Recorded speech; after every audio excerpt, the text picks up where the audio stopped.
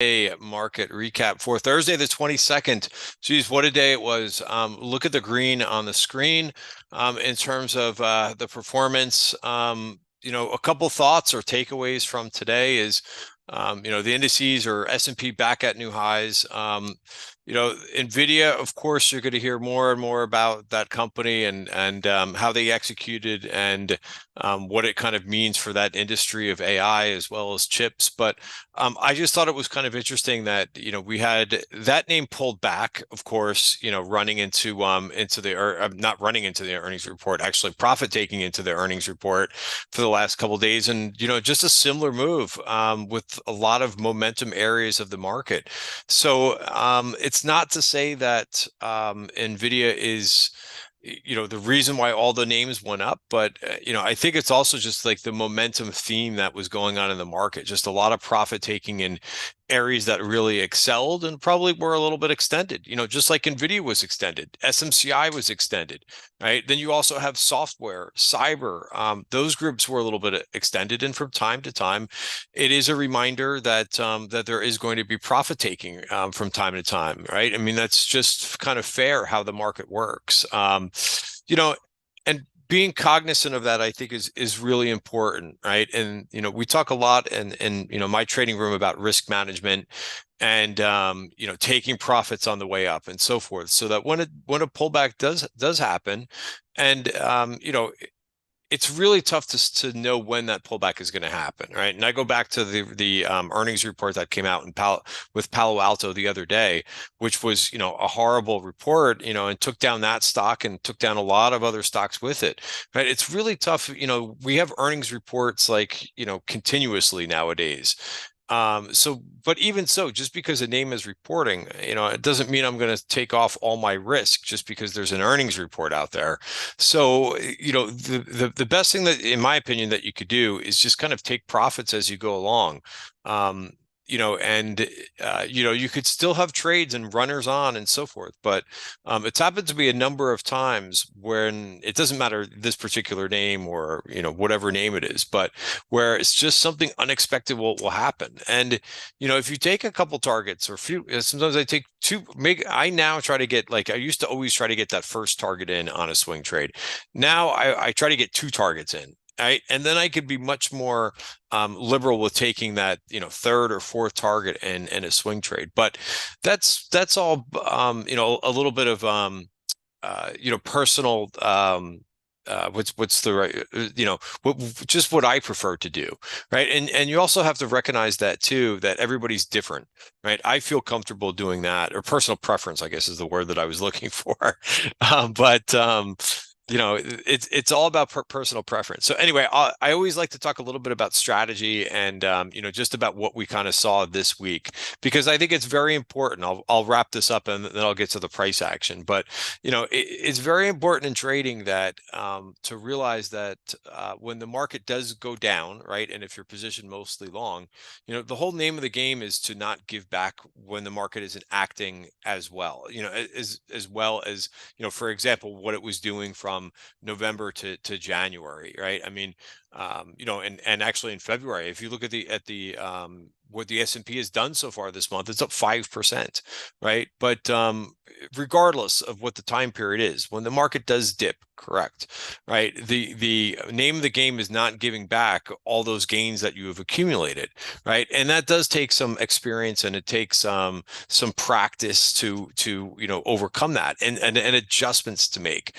We've been talking about in the room the last couple of weeks is like hitting more base hits or doubles, not swinging for the fences, right? Holding a little bit smaller positions, toning down your position size, right? And I think that really, personally, that really helped for me. I think it helped out members as well, just to have that in the back of your mind, right? About the weaker Fed seasonality, which we've heard nonstop, and it's pretty amazing so far. We're sitting here; it's the 22nd of the month. We've got about one more week to go in this month, and for a week seasonal time period, no jinx, knocking on wood, but to see the S&P up 5% month to date, it's pretty amazing. Okay, so risk disclaimer in front of you.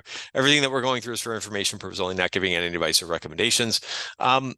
There's your themes. I'm going to get right to talking about just where the index closed, and that's new highs and a very shallow dip. A little bit of a check back into the 20-day moving average. The RSI is showing a little bit of a divergence there, but if you don't like, always the other thing is I see so many people being so critical about everything about the market, and it's important to do your analysis, right? And we've heard a lot about market breadth and about this indicator or that indicator, and oh my God, this didn't have enough names that went higher this day, right? I mean, take more profits as you go up, right? But you're not going to, I find it very few and far between where you're going to get everything perfect. Usually when it's a perfect market where you have everything breadth going well and, you name it, that looks great under the hood, those times they usually don't last for long. So you're just not going to get everything anyway for a long time. That's going to be perfect, right? That's going to check every box for you so you just have to deal with a market that's not going to be in perfect shape every second, every single time, right? And if you're concerned, right, what you do is you take more profits, right? As we break out to new highs. All right, here's the cues. I thought that this was interesting. That the Qs, again, they've been showing a little bit more weakness, right, over the last few days than the S&P, and coming back to those double highs, right? Not double highs, but the previous highs. I also tend to watch a lot of the 1 hour charts. So I was tweeting these out this morning. I was talking about, because pre-market, right? Pre-market, we were already up to this level, right? So you could have made a little bit more. But again, looking at the percentage change from the open, right? The Qs went up. It's still very good, right? Qs went up about 0.8 of a percentage point from the open. Overall, the majority of the gains were made in the pre-market, as they normally occur. Small caps, we could look at those really quickly. Right. Small caps weren't doing anything till about the middle of the day, right? And then they got going a little bit, right? And for now, I'm not going to super analyze this, but for now, they're holding where they need to, right? Which is right around the top of value. Also, another kiss off the 50-day moving average. The 50-day moving average has been so clutch for the small caps over the last about month and a half. Bounce here, a little bit of a fracture here, but above, back into here for the 50-day moving average, bounce again. So moving in the right direction, but the ranges and I think the IWM, if you like day trades, the ranges have been very good on both the upside and the downside for IWM. So let's talk about the stock of the day. Nvidia. What can you say? Here was a little, as I mentioned, that there was some profit taking. Check back to the 20-day moving average, no breakdown, right? Hold to the 20-day moving average and launch higher. Really impressive.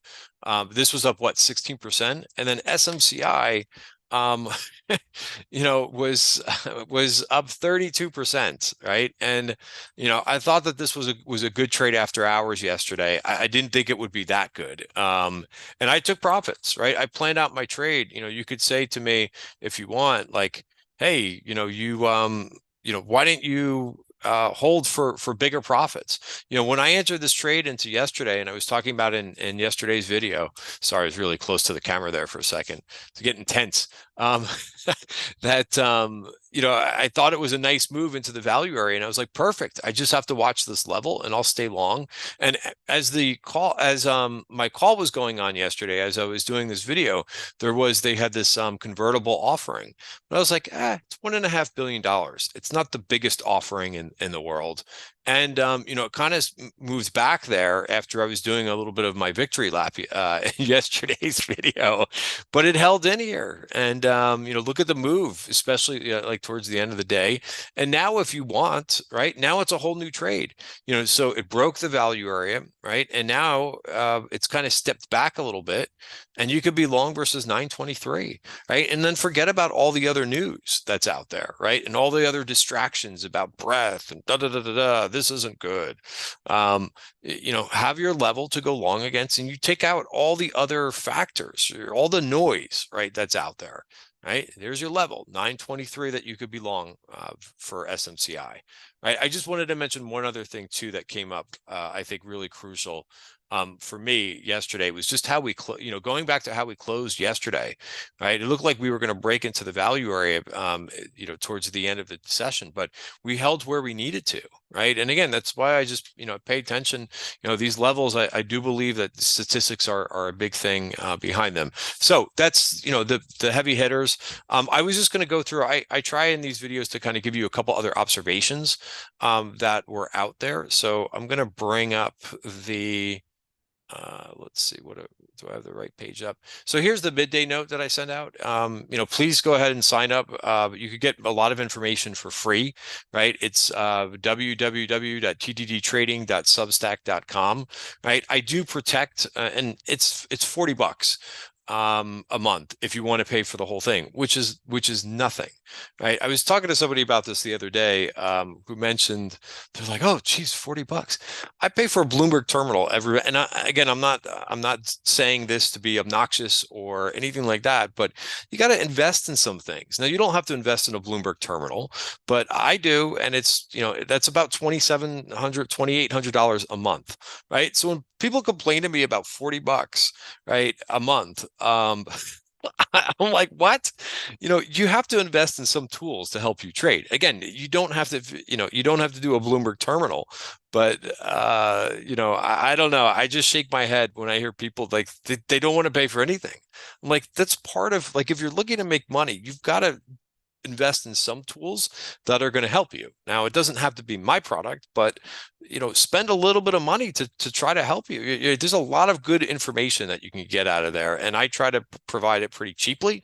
But at the very least, you could sign up for free and get a little bit of a demo and get some information. But you won't be able to see my positions and my charts of the day, which I think have been pretty interesting. But in any event, right, this is what also kind of helped me stay in the market a little bit yesterday. When the Qs were down like 1% and the market was down for the day, I was looking at the SPX 4-week new highs versus new lows, and I'm like, there's more names that are making new highs versus new lows, and it's tough because tech can kind of mask things a bit, because when it goes down, it's going to pull the indices down.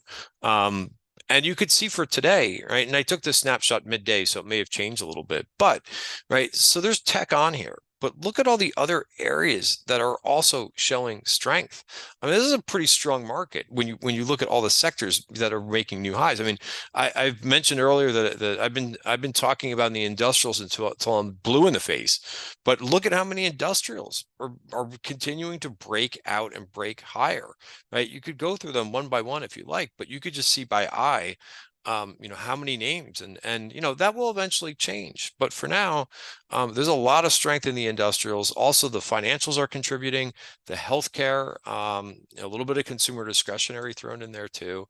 But I think that we've got a pretty strong market, I think, internally, right? And again, there's always going to be some negative things to look at, but I just think that there's a lot of interesting sectors to go through.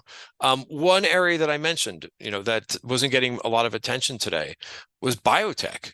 Biotech was actually the sector that went up the most from the open, right? That's why I like to have this column in here versus this column, right? This column will tell you what the overall performance was, and semis crushed it, no doubt about it, up 6%. But actually, biotech outperformed them over the trading session, up 1.5% versus the semis, which went up 1.3% over the sessions. So over the trading session. So again, a lot of those moves were made in the pre-market, and that happens when you've got a lot of earnings reports out. But I really like this XBI chart, right? Especially when you look at it in terms of the weekly chart, right? But here's where we are, right? This made a nice move, in here, right? And then got to highs in the beginning of the year and just kind of hung out, right? And now trying again, right? And if you look at this weekly chart, right, again, you have to, if I'm looking at the weekly chart, then you've got to have a little bit of a longer time horizon, right? Not a short-term time horizon. But, look at this beginning to kind of break out of, trying at least for now to break out of this range, right? And I think that's a pretty good thing. And I'm long XBI. I've been long XBI for a while. I think it's easier to play the ETF than individual names, but that's a personal preference, right? So that's one area that I thought was interesting. I'm just going to go through a couple names really quickly here for you. Oops, it's the wrong symbol. But this was a name that we talked about in the trading room. Another strong earnings name from a couple days ago. Look at this thing come back today. Really nice move up about 8%, right? So strong earnings names, right? They tend to bounce pretty decently. Again, I'm going to go through some different sectors. KKR, this has been another strong performer. Here was your original break out of this. We added it to the TGG trend portfolio when that happened, and it broke out and came back into the 20-day moving average, right? So a lot of these strong names come into the 20-day moving average, test it, hold it, and it bounce. Also, another one that I'm watching, probably not on your radar, but that's okay, is this LPLA, right? So this is another financial type name, right? Speaking of financials, still waiting and watching Goldman Sachs, not giving me, every time it seems to try to break out, it doesn't it has a kind of a long wick to the candle, so I think not ready yet. I took my profits in Wells Fargo today, went right to my VPOC target. Usually I'm in banks for a quick point A to point B out of the trade. I'm not really in there for a long trend trade because I think the banks are just harder to trade personally. But so this worked and I'm out. AIG saw some call buying today. The insurance group has been on fire, right? Another group outside of the AI group that's super strong. So a call buyer into here. I like it. I've been positioned in some of the insurers. I've been overweight them in the TTG trend portfolio. That's worked really well for us. Just going back to a couple of the industrial names, right? Hub. Right. Again, some of these names are kind of expensive, a little bit difficult to deal with, but I have them in my portfolio, which is just under 50 names, and Hub has been acting really well. Right. Another one in this group is Fastenal broke to new highs. Right. Eaton, which has been one of my favorites for a while. We've held this one in the TTG trend portfolio. Again, just showing you just some strength within this group. I'm going to shift to the talk a little bit about the restaurants. Wingstop, kind of quietly yesterday, and I tweeted this out yesterday. I'm like, they had really good earnings, right? Look at the volume too, the last couple of days in this move higher. So again, it's tough to kind of go after this name here, but any dip, I think would be interesting for Wingstop. CMG also had good earnings. Now this is again, this name is in need of a stock split, but turn the corner back above the 5-period moving average. Had earnings here, a little bit of digestion, right, and moving higher. Not bad at all. A couple other names too. CLS, which is a name that I haven't been trading, but very nice, out to new highs, right? And then lastly, a paint company, right? Sherwin-Williams, right? Still like the strength in the builders. Notice I put a little bit of a paintbrush up there. That's what I would be targeting, 337, which is about another 5% up. I'm going to leave it there, guys. A lot more charts to go through, but I will do that for members. Speaking of which, where can you be a member of Tribeca Trade Group and get some of our ideas? I like to put out 3 charts of the day. Yesterday I had COHR, I had CrowdStrike. CrowdStrike was, a really nice trade for me. I went after this on the 1-hour chart, right? Using the market webs, this VPOC takeout, notice that there isn't one nearby, so I don't have to worry about that. So I bought this candle and I'm still in the trade and it's been working well. If you look at this, right? So now it becomes, how to manage this trade. Well, it's going to have to get through this 20-day moving average, but I'll try to stay long versus the top of value basically here for the last position. Now I've taken, I think, 3 targets in this trade, so it's worked quite nicely. So that was one of my trades yesterday. COHR was one of my trades, right? In that Substack as well. Whoops, wrong chart, wrong symbol. Right, here's COHR. Root made a real nice move. Let's go to the daily chart. Right, there we go. Back above the short-term moving averages. Big calls, January 2026 calls went up yesterday in the semi name. All right, guys, that is it for today's video. Have a great night. See you tomorrow.